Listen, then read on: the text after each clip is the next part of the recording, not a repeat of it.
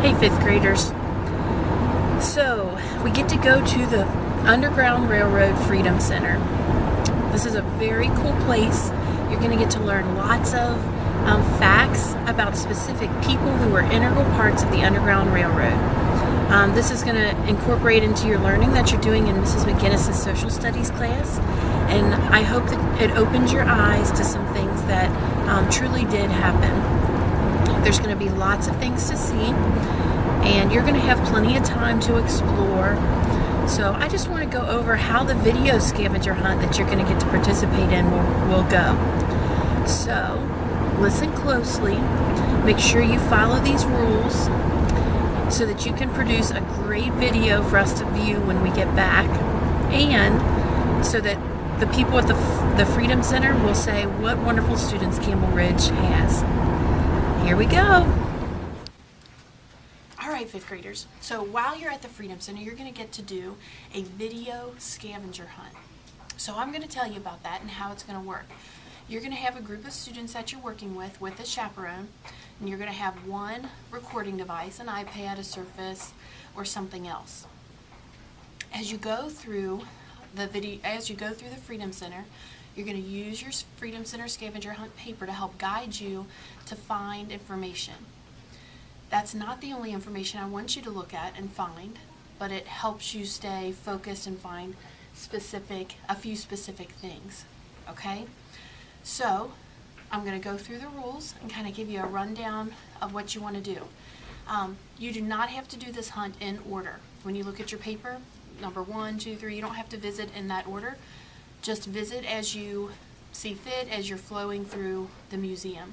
And anything interesting that you find that you think should go on the video, get it on there. Everybody in your group has to be on the video at some point, including the introduction. So when you start, your students come in, you guys all get together, have the chaperone videotape.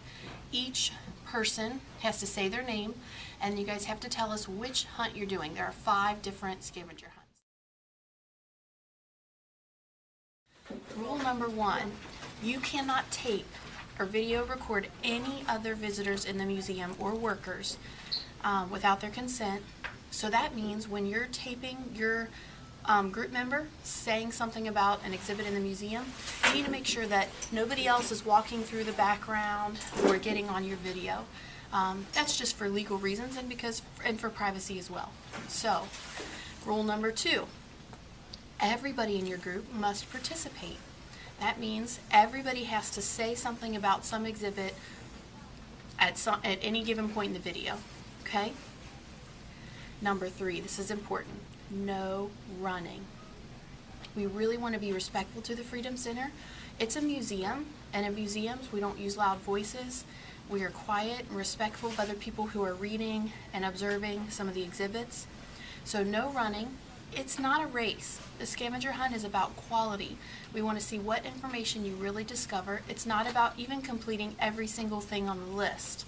If you don't get to everything on your scavenger hunt, that's okay, as long as you're learning and you're seeing interesting things that you can bring back and share. Rule number 4, be respectful to other groups. Don't be silly. This is not a time to be silly, to try to get your face on somebody else's video, or to walk through when somebody else is trying to record a clip. Be respectful of each other, be respectful of the property at the Freedom Center, and the fact that they're letting us do this video scavenger hunt. So we need to make sure that we are not disrupting other visitors in any other way, including ourselves.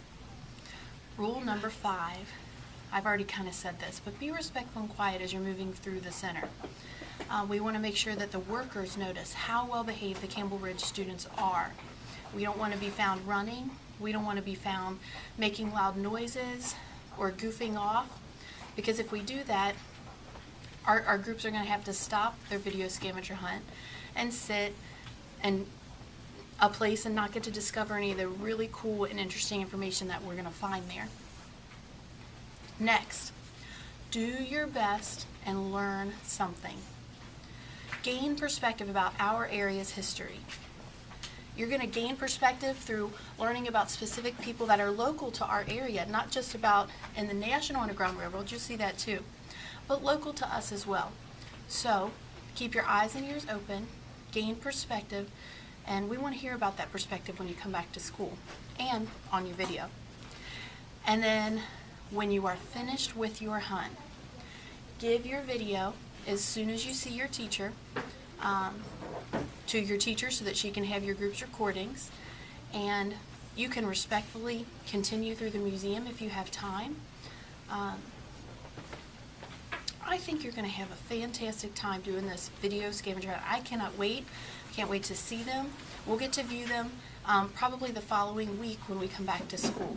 So, oh, I forgot to say, keep each clip to about a minute or less when you're describing an exhibit, unless it's something that just really needs your attention. We want to make sure that these are concise and specific to the information that we want to share. So, without further ado, you will find out your groups before the trip. You may not be with just your class. You'll have your group, your video camera, be respectful of everybody in your group, and have a great time learning and exploring. Bye, Comets.